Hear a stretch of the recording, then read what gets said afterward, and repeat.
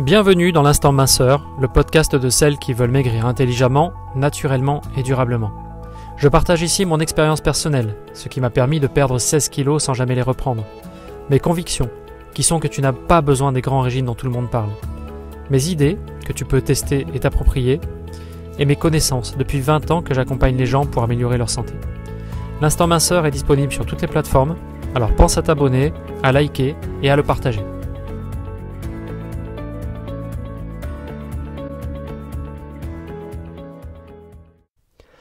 Salut, c'est Jean-Philippe, bienvenue dans ce nouvel épisode. Alors aujourd'hui, je voudrais qu'on parle un petit peu de ce qui te fait perdre le contrôle de ton alimentation, ce qui te fait perdre le contrôle, tu vois, du choix de la qualité de ce que tu vas manger, du choix de la quantité de ce que tu vas manger, ce qui te fait perdre le contrôle aussi du moment où tu vas manger. Bref, tout ce qui te mène au grignotage émotionnel, en fait, c'est-à-dire la difficulté à stabiliser ton état émotionnel. Tu vois, tu as probablement, si c'est ton cas, des émotions qui font un petit peu les montagnes russes, et puis tantôt ça va vraiment très bien et tu résistes à toutes les tentations, et puis tantôt ça va beaucoup moins bien, et puis sans trop savoir pourquoi d'ailleurs, tu n'arrives pas toujours à identifier. C'est un peu pour ça que je te fais ce podcast aujourd'hui, mais probablement que des fois tu te sens mal, très mal, sans vraiment savoir pourquoi, et que du coup tu as l'impression de ne pas pouvoir résister à la tentation de grignoter, quel que soit le moment, quel que soit ce qui se présente devant toi, quelle que soit la quantité. Bref, tu as l'impression que ça te dépasse un peu, et finalement après le problème c'est que tu culpabilises, mais en fait il faudrait essayer de trouver le moyen, tu vois, de réagir avant, de pro-agir même avant, et c'est ce dont on va parler aujourd'hui. En fait, tu sais, on entend souvent quelque chose d'assez accusateur quand quelqu'un te dit en fait tu manques de volonté, ou les personnes disent ça, lui il manque de volonté, ou elle manque de volonté parce qu'elle grignote toujours n'importe quoi. Et en fait, c'est un manque de volonté.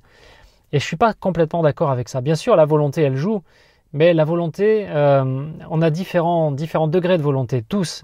Moi comme toi d'ailleurs, tu vois, c'est pareil pour tout le monde. En fait, c'est tellement plus facile d'avoir de la volonté de résister quand tu te sens bien par rapport au moment où tu te sens pas bien. Je pense que tu es d'accord avec moi. Les moments où tu es dans une énergie haute, où tout va bien, tu as envie de bouffer le monde, tu as la hargne, tu sens que tu peux tout faire, tu peux tout réussir, et notamment, résister à du grignotage, c'est vraiment à ta portée, c'est facile parce que tu te sens tellement bien. Mais les moments où tu te sens pas bien, les moments où tu as une énergie qui est basse, les moments où tu te traînes, où ton esprit il est brumeux, où tu sais pas trop comment tu te sens, tu sais que tu te sens pas bien, tu sais pas trop pourquoi, c'est tellement plus difficile à ce moment-là de résister au grignotage, à la tentation. Tu es d'accord avec moi? C'est vrai. Et en fait, c'est pas que tu manques de volonté, c'est que tu n'arrives pas à maîtriser ton état émotionnel. Et c'est capital pour perdre du poids, tu dois absolument savoir maîtriser ton état émotionnel au mieux de tes possibilités. Tu dois toujours essayer d'améliorer ta stabilité émotionnelle quand tu veux perdre du poids, et d'ailleurs quand tu veux accomplir d'autres projets. C'est un peu vrai pour tous les projets en fait, parce que tous les projets qui te mènent dans une situation différente de là où tu es aujourd'hui, que ce soit perdre du poids ou réussir à un examen ou changer de vie, ou changer de métier, tout ça, ça te demande des efforts, ça te demande de l'énergie. Et donc, ça te demande de savoir gérer ton état émotionnel, parce que tu ne peux pas te permettre en permanence d'avoir ton niveau d'énergie qui baisse. C'est pas possible. D'accord ? Tu es d'accord avec moi ? C'est pas possible. Tu as besoin d'avoir un état émotionnel qui est le plus haut possible et en permanence. Et du coup, tu as besoin de savoir gérer ton état émotionnel. D'accord ? Alors aujourd'hui, je voudrais te parler un petit peu de ce qui peut-être toi, te faire baisser ton énergie et faire en sorte que tu ne restes plus maître ou maîtresse de ton grignotage, de ton alimentation, et que tu cèdes à la tentation, alors que tu sais au fond de toi, tu le sais pertinemment, que c'est pas ce que tu devrais faire si tu veux maigrir. Je parle même pas du bien fondé ou pas de grignoter de temps en temps. Je parle du fait que si tu veux maigrir, tu sais que c'est pas un comportement qui est adapté à la perte de poids. Le fait de grignoter, c'est pas adapté à toi si tu veux perdre du poids. Donc tu dois absolument trouver un moyen de contourner le grignotage, et ça passe notamment par la stabilité de tes émotions. D'accord ? Qu'est-ce qui se passe quand tu as une énergie basse et que tu n'arrives pas à résister à ça ? Le premier truc que peut-être tu peux ressentir, c'est l'ennui. C'est le truc le plus, comment dire, tu le sens, tu sais que ça va pas, mais là tu sais pas pourquoi, parce qu'en fait il n'y a rien qui va vraiment mal, tu n'as pas eu de problème en particulier et tout, c'est juste que tu t'ennuies. C'est juste que tu t'ennuies et que du coup tu sais pas quoi faire de ton temps. Et on revient régulièrement vers la nourriture, et notamment vers la malbouffe, qui sont des choses où on trouve de la consolation. Et quand tu t'ennuies, il faudrait que tu repenses à toi quand tu étais môme, quand tu étais enfant. Parce que quand tu étais enfant, est-ce que tu t'ennuyais souvent? Et si oui, est-ce que tu n'avais pas quand même des choses qui te passionnaient? Est-ce que tu n'avais pas des passions? Est-ce que tu n'avais pas des trucs qui faisaient que tu avais hâte de sortir de l'école pour vite aller faire ça? Est-ce que tu n'avais pas des trucs qui t'enchantaient quand tu étais môme? Tu en avais sûrement, parce que je crois que tous les enfants en ont. Moi j'en ai eu, mais tu vois, mes gamins, mes 3 enfants, ils en ont. Quand tu es enfant, on a tous envie hâte de sortir de l'école à un moment donné pour aller faire quelque chose qu'on aime. Ou ça peut être, on attend le week-end d'après pour aller faire quelque chose qu'on aime. Ça peut être une activité physique, ça peut être une activité artistique, ça peut être, je sais pas moi, de la lecture, ça peut être n'importe quoi, ça peut être même penser, réfléchir à quelque chose que tu voulais faire quand tu étais petit. Peut-être que tu t'étais dit, bah tiens, quand je serai grand, je ferai ça. Et c'était quelque chose qui te passionnait. Et aujourd'hui, il faudrait que tu te poses la question de savoir où est passée cette passion-là. Parce que quand tu étais gamin, tu l'avais.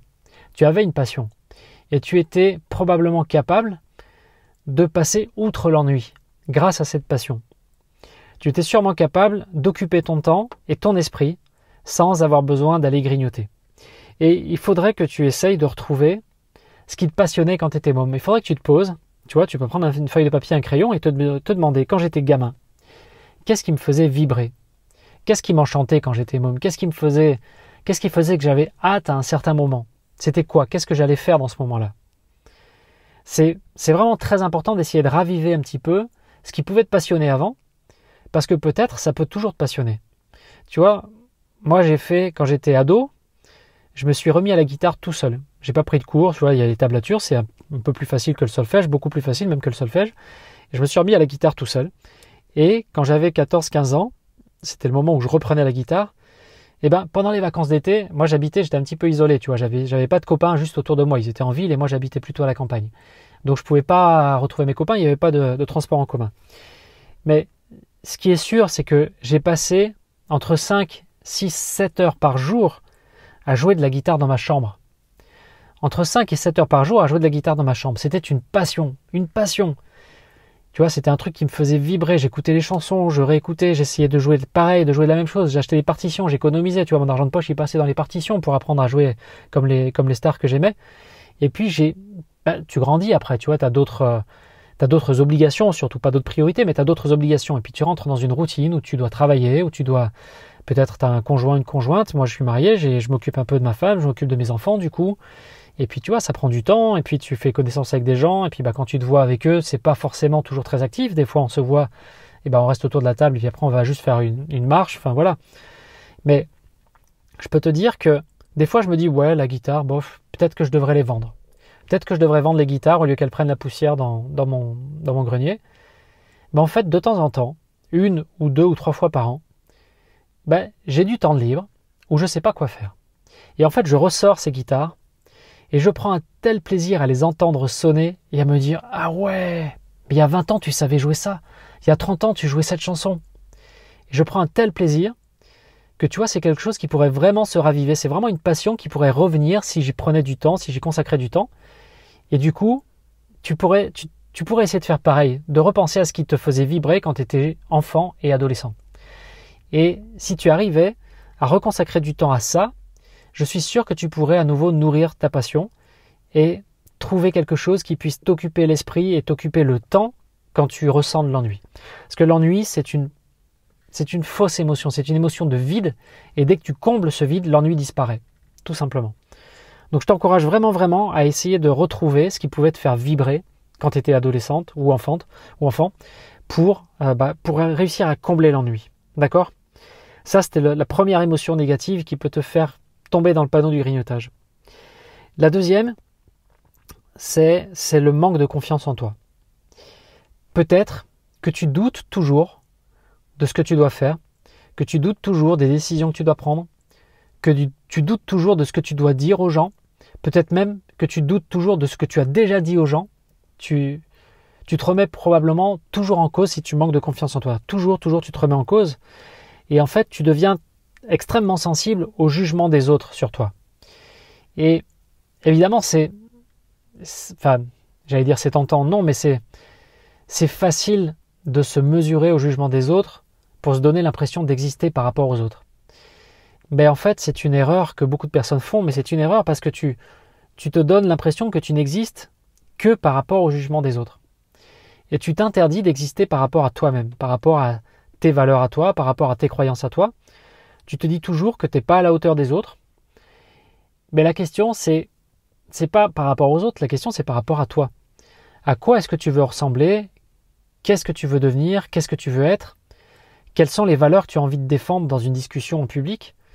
Quelles sont tes croyances auxquelles tu as le droit? Tu as le droit d'avoir telle ou telle croyance.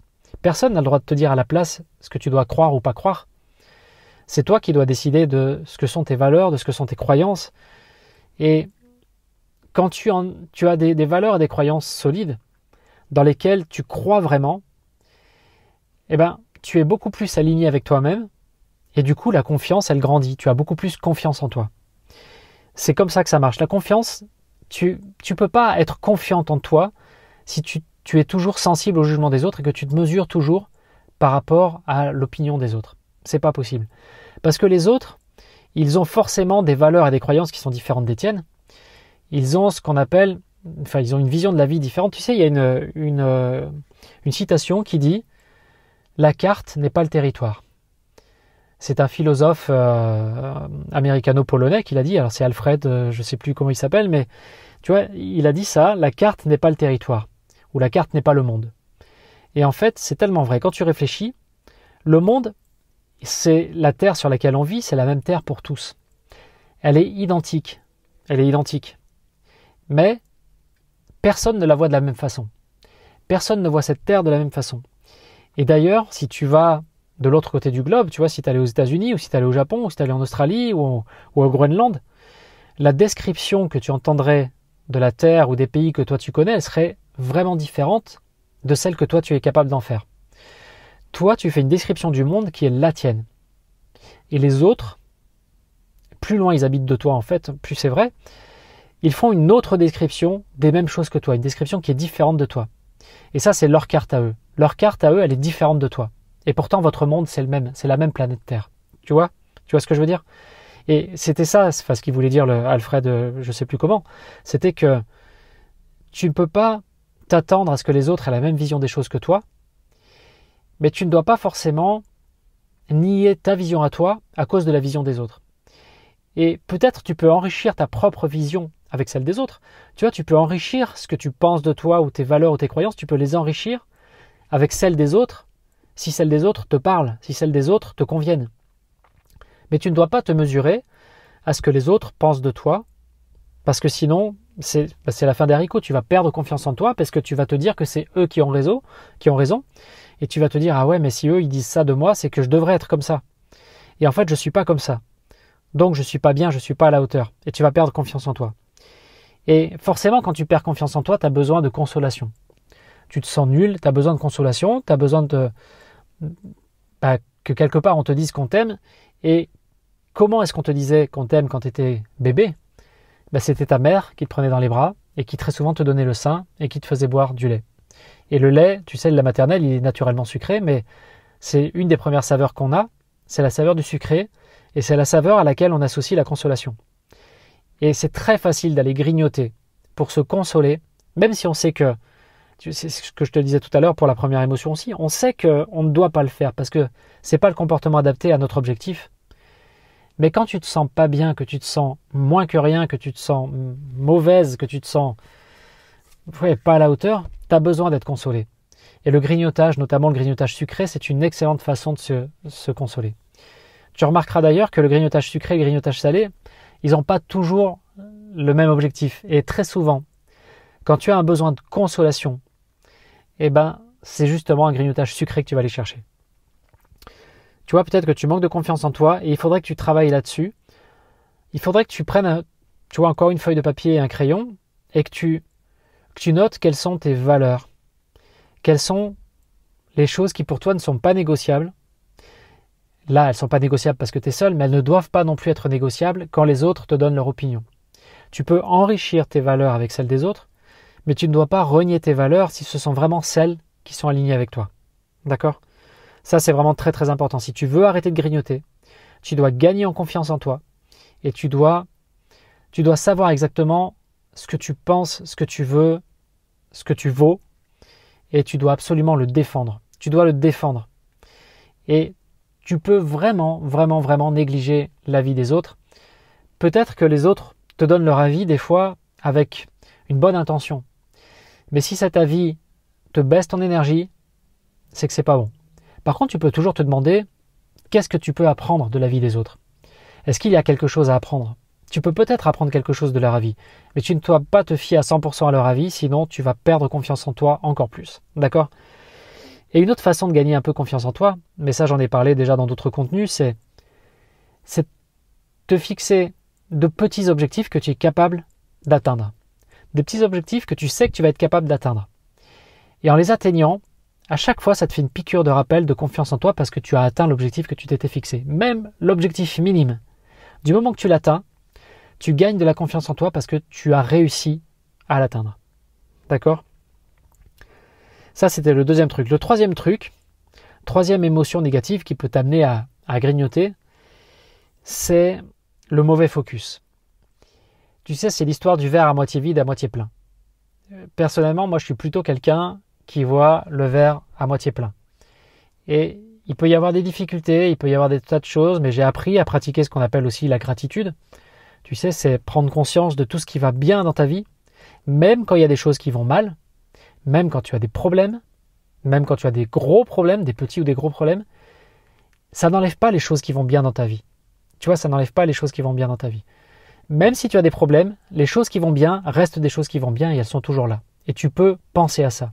Maintenant, il y a beaucoup de personnes, et peut-être que tu en fais partie malheureusement pour l'instant, mais tu peux changer ça, tu peux changer les choses. Il y a beaucoup de personnes qui vont garder leur esprit focalisé sur ce qui ne va pas.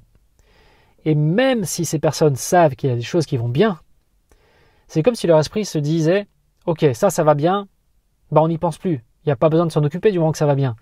Maintenant, on va focaliser notre esprit sur ce qui ne va pas. » Mais le problème, c'est qu'à force de focaliser sur ton esprit sur ce qui ne va pas, tu as un sentiment d'inconfort et de malaise qui grandit. Parce que tu ne vois que ça. Et ce n'est pas la solution. Tu dois absolument contrebalancer ce qui ne va pas en restant consciente de ce qui va bien à côté. C'est super important, d'accord? Tu dois absolument rester concentré aussi sur tout ce qui va bien à côté, sur tout ce que tu as construit, sur tout ce que tu as déjà réussi.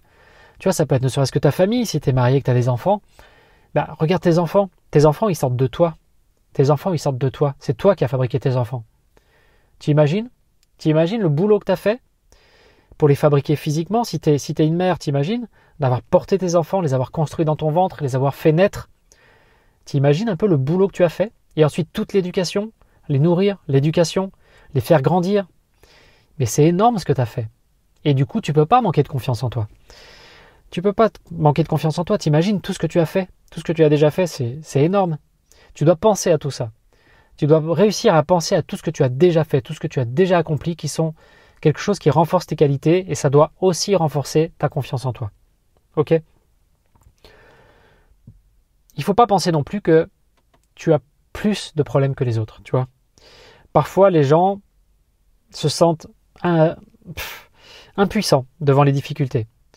Mais ils se disent des fois pourquoi ça m'arrive à moi, machin, et je sais pas comment je vais résoudre ça. Lui ou elle, on dirait que ça va toujours.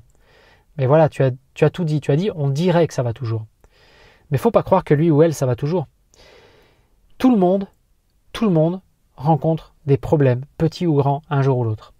Tout le monde a des petits problèmes, tout le monde a des grands problèmes. Toi, moi, tes voisins, mes voisins, ta famille, ma famille, bref, tout le monde, tes amis, mes amis, c'est pareil. Tout le monde a des petits problèmes et des grands problèmes. Et il ne faut pas croire que toi, tu en as plus que les autres. À un instant T, il se peut que tu en aies plus. Mais les autres aussi ont leurs problèmes. Et il y a même des gens qui se disent, tu vois, je m'intéresse beaucoup aussi aux entreprises, parce que je suis en train d'essayer de monter une entreprise justement pour m'aider à diffuser ce message, pour aider les gens à perdre du poids. Mais on a toujours l'impression que quand on aura une grande entreprise ou quand on gagnera bien sa vie, on aura beaucoup moins de problèmes. En fait, c'est pas vrai. Tu auras des problèmes qui seront différents. Les problèmes que tu as aujourd'hui, qui peuvent être des problèmes liés à l'argent, tu n'auras plus ces problèmes-là. Mais tu auras des nouveaux problèmes, des problèmes qu'aujourd'hui tu n'as pas. et tu auras de nouveaux problèmes et tu auras toujours des problèmes. Quelle que soit l'évolution de ta vie, tu rencontres toujours des problèmes et tu n'en as pas forcément plus que les autres. Ok ? Maintenant, si tu te sens impuissante devant les difficultés, tu vas aussi être amené à grignoter, toujours pareil, dans ce but de consolation. Et encore une fois, tu le sais, je te le dis, mais tu le sais déjà depuis le début, c'est pas du tout la solution adaptée. Qu'est-ce que tu peux faire si tu te sens impuissante devant tes problèmes ? La première chose à faire, c'est de chercher les gens qui ont déjà rencontré ces problèmes-là. C'est de chercher les gens qui ont déjà été confrontés à ça et qui ne le sont plus. C'est de chercher les gens qui ont fait face à ces problèmes-là, qui les ont dépassés, qui les ont surpassés, et qui aujourd'hui n'ont plus ces problèmes-là. Et eux vont pouvoir te donner des pistes de réflexion, voire même des pistes d'action, pour savoir exactement comment ils ont fait, pour savoir exactement comment tu peux faire. D'accord ? Tu dois absolument, quand tu as des problèmes qui te dépassent, chercher des gens qui ont déjà vécu ça, qui ont déjà surpassé ça, et à ce moment-là, te rapprocher d'eux et apprendre auprès d'eux. Tu dois apprendre auprès d'eux, tu dois sucer tout leur savoir, tout ce qu'ils ont appris, tout ce qu'ils ont appliqué, qui a réussi, et aussi apprendre tout ce qui n'a pas marché pour ne pas perdre de temps à le faire. D'accord ? Et la deuxième solution que tu as, c'est d'aller voir quelqu'un dont c'est le métier de résoudre ces problèmes-là. Il y a des problèmes, des fois, tu te sens impuissante devant pour les résoudre, et tu ne sais pas comment faire, mais il y a probablement des gens dont c'est le métier. Alors ça peut te coûter un peu d'argent, plus que si tu rencontres des gens qui l'ont résolu par eux-mêmes, mais ça peut te permettre de gagner beaucoup de temps dans la résolution de ton problème. Pardon, j'arrive même plus à parler, tu vois, j'arrive plus à articuler, mais ça peut te permettre de gagner beaucoup de temps, et puis ça peut te permettre de ne pas faire d'erreur. Et ça peut te permettre de déléguer la résolution de certains problèmes en te focalisant toi sur autre chose. Tu vois, si un problème te paraît trop gros pour être résolu pour que tu puisses le résoudre toute seule, peut-être que tu peux le séparer en petits problèmes et déléguer la résolution de certains petits problèmes et pouvoir résoudre les autres toute seule. Et tu dois absolument trouver les gens qui peuvent t'aider pour ça, mais surtout pas rester dans ton problème, rester dans ton marasme, à le ressasser et à être du coup dans une énergie basse et de plus en plus sensible aux besoin de grignoter, tu vois, au besoin émotionnel de grignoter. Encore une fois, il faut que tu trouves le moyen de stabiliser le plus vite possible tes émotions pour ne pas être sensible à l'envie de grignoter. D'accord ? La dernière chose dont je voulais te parler, ce sont les problèmes de sommeil. Tu vois, il y a pas mal de personnes aussi, ça me paraît même presque inconcevable parce que j'ai la chance d'avoir un sommeil de super qualité, mais je m'aperçois qu'il y a beaucoup de personnes qui ont un mauvais sommeil et qui grignotent la nuit par ennui. Alors c'est aussi par ennui, c'est aussi par consolation. C'est-à-dire que les gens, visiblement, qui ne dorment pas la nuit, développent une certaine angoisse d'être seuls, debout la nuit. Alors l'angoisse de ne pas savoir comment ils vont gérer leur journée le lendemain, l'angoisse de ne pas savoir s'ils vont avoir la tête lourde ou s'ils vont être capables de travailler, l'angoisse des fois de ne pas savoir pourquoi ils n'arrivent pas à dormir, l'angoisse des fois d'avoir un problème qui leur paraît 10 fois plus gros la nuit que ce que ça aurait pu leur paraître la journée. Tu sais qu'il paraît que quand tu dors pas la nuit, ce sont surtout les problèmes qui reviennent en tête et que tu vas ressasser.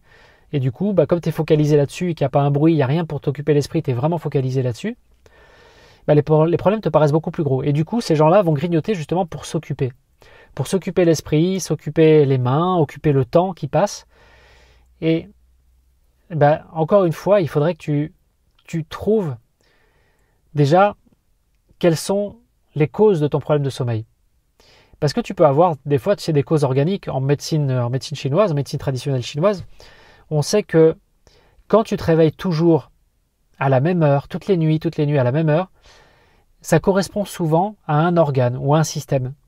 Et peut-être que tu peux prendre note de ça, parce que si tu te réveilles toutes les nuits à la même heure, tu as peut-être un organe qui n'arrive pas à faire son travail. Et ça peut être intéressant d'aller voir à ce moment-là quelqu'un qui pratique de la médecine chinoise, parce qu'il peut pouvoir te traiter en acupuncture ou autre, cet organe précisément, ou voir si tu n'as pas un blocage énergétique. Alors pour nous, les occidentaux, c'est quelque chose d'abstrait parce que, voilà, autant les veines, on arrive à les voir, les vaisseaux, enfin, tu vois, tout ça, ça se voit, les nerfs, on les voit, dans les bouquins d'anatomie, on les trouve. Mais les flux énergétiques, ça se voit pas visuellement. Et donc, du coup, pour nous, qui sommes plutôt cartésiens, on comprend pas comment ça marche. Et parfois, on est fermé à ça. Mais je t'assure que ça marche parce que il y a des gens qui se réveillaient toujours à la même heure la nuit, et ils ont été traités en médecine traditionnelle chinoise pour l'organe qui correspondait à cet horaire. Moi, je n'y connais rien, mais il y a des gens qui sont hyper compétents là-dedans et ils ont été traités pour ça. Et leur problème de sommeil, il est rentré dans l'ordre. Et du coup, ils n'ont plus de problème de sommeil. Et du coup, ces gens-là qui peut-être pour certains se levaient la nuit pour grignoter, ne grignotent plus la nuit. D'ailleurs, tu vois, j'en ai eu un cette semaine en cabinet d'ostéopathie. Le gars avait très mal au dos, il dormait très mal et il avait un système digestif en vrac. C'était pour ça qu'il avait mal au dos et son système digestif était en vrac, notamment parce qu'il grignotait la nuit. Tu vois, et oui, parce qu'il faut le savoir que quand tu manges n'importe quoi, n'importe comment, ton système digestif ne peut pas fonctionner correctement et ça a des répercussions sur ton dos. Si aujourd'hui tu as mal au dos, ça peut être aussi à cause de ton système digestif. Et à ce moment-là, il va falloir vraiment que tu fasses quelque chose contre le grignotage et tu vas pouvoir aussi faire des cures détox pour assainir tes organes digestifs. D'accord ? Bref, quand tu as des problèmes de sommeil, essaye de trouver quelle est la cause de ce problème. Ça peut être une cause organique, comme je te le disais, ça peut être une cause purement psychologique. Mais à ce moment-là, si tu te réveilles la nuit, ne reste pas à ressasser pour rien. Mais là encore, prends une feuille de papier, prends un crayon, tu notes le problème qui te tourne en rond dans la tête, tu le notes, noir sur blanc sur ta feuille. Tu notes quelles sont les causes de ce problème. Et pour chaque cause, tu essayes de trouver une solution ou au moins un début de solution. Et du moment que tu auras trouvé un début de solution, tu as une lueur d'espoir qui va naître dans l'esprit et ça va déjà calmer ta perception du problème. Parce que tu vas ressentir un début de solution. Et ça sera probablement plus facile de se rendormir à ce moment-là. D'accord ? C'est quelque chose à tenter ça aussi. Si tu sais que tu es réveillé toutes les nuits par le même problème, pose-toi avec une feuille de papier. Parce que c'est bien de réfléchir, mais si tu n'en gardes pas de traces, tu sais, des fois la nuit ou le matin, moi je me lève assez tôt le matin j'ai des idées qui me viennent. Et des idées qui peuvent avoir beaucoup de valeur dans ma vie. Et si je les note pas, très souvent après je les oublie parce qu'on est repris dans une routine ou dans quelque chose d'assez occupationnel et j'oublie ce à quoi j'ai pensé très tôt le matin. Il faut le noter. Et la nuit c'est pareil, si tu penses à des débuts de solutions, note-les. Note-les parce que tu vas pouvoir les exploiter après dans la journée et tu vas pouvoir probablement petit à petit résoudre ce problème qui aujourd'hui t'empêche de trouver le sommeil la nuit. Et ça c'est vraiment vraiment vraiment capital aussi si tu veux arrêter de grignoter. Tu vois. Donc, si on résume un peu, si tu as les émotions qui font les montagnes russes, si tu n'arrives pas à rester stable émotionnellement et que ça entraîne chez toi une tendance au grignotage, une tendance à manger n'importe quoi, n'importe quand, il faut que tu regardes déjà si c'est pas l'ennui, tout simplement l'ennui. C'est le sentiment le plus, tu vois, c'est celui qui te dérange le moins, mais qui te met quand même dans une énergie très basse. C'est celui qui n'est pas flagrant, mais qui te met quand même dans une énergie basse. Donc essaie de voir si c'est pas l'ennui. Ensuite, regarde quel est ton niveau de confiance en toi. Tu vois, par exemple, tu pourrais très souvent te demander, tiens, maintenant là, entre 0 et 10, quel est mon niveau de confiance en moi ? Si tu es à 7 ou 8, c'est bien. Si tu es à 1 ou 2, tu peux certainement faire mieux, tu as certainement des choses à faire. Donc demande-toi quel est ton niveau de confiance en toi. Pose clairement, noir sur blanc, tes valeurs, tes croyances, ce que tu veux défendre et essaye de comprendre que le jugement des autres, il est par rapport à leur échelle à eux et pas par rapport à la tienne et que tu ne dois pas en tenir compte par rapport à ton échelle. Tu peux enrichir ton échelle avec la leur, mais ne remets pas en cause ton échelle de valeurs et de croyances à cause de leur jugement à eux parce qu'ils n'ont pas les mêmes normes pour juger que toi. D'accord ? La troisième chose, c'est de ne pas te focaliser sur les difficultés parce que tout le monde en a. Tu dois y penser, forcément, c'est ce que je te disais, tu vois, pour la nuit, mais quand tu as des difficultés, note-les, noir sur blanc, cherche des solutions de manière concrète, mais continue de penser à tout ce qui va bien à côté, ça va adoucir ta sensation du problème. Continue à penser à tout ce que tu as déjà réussi, tout ce que tu as accompli dans ta vie, toutes les qualités que tu as. Et des fois, on a tendance à oublier nos qualités, et tu ne dois pas les oublier, parce que c'est avec ces qualités-là que tu peux construire ta vie. Tu peux les développer, tu peux même les multiplier, et tu dois absolument rester consciente de tes qualités, de tout ce que tu as déjà accompli, d'accord ? Et le quatrième truc, c'était, donc si tu as des problèmes de sommeil, essaye de trouver s'il y a une cause organique, et là la médecine chinoise peut vraiment t'aider, ou si tu as une cause psychologique, et là tu dois chercher des solutions à tes problèmes, mais de manière concrète. Ne reste pas dans l'abstrait, dans ce qu'on pourrait appeler la rêverie, mais cherche des solutions concrètement, avec un crayon et un papier, en posant tes idées, tu arrives à relier les idées les unes aux autres, et c'est assez efficace pour trouver des solutions à des problèmes. D'accord ? Je te parlais de l'ennui au début. Il y a quelque chose, je t'en parlais de la passion, mais je voulais te parler aussi d'autres choses par rapport à l'ennui. Si tu essayes de retrouver donc ta passion, les passions que tu avais quand tu étais enfant, adolescente, et de les faire revivre, essaie de voir aussi si peut-être tu te sens inutile. Quand on s'ennuie, des fois, c'est qu'on se sent inutile. Et tu as des tas d'associations, je te parle de ça parce que c'est un exemple parmi d'autres, mais tu as des tas d'associations qui manquent de bénévoles, qui manquent de gens de bonne volonté, qui manquent de gens utiles. Et personne n'est inutile. Si toi aujourd'hui tu te sens inutile, c'est parce que tu n'as pas rencontré les bonnes personnes. Et tu peux chercher à aller rencontrer les personnes pour qui tu seras utile. Et à ce moment-là, crois-moi, tu n'auras plus de raison de t'ennuyer.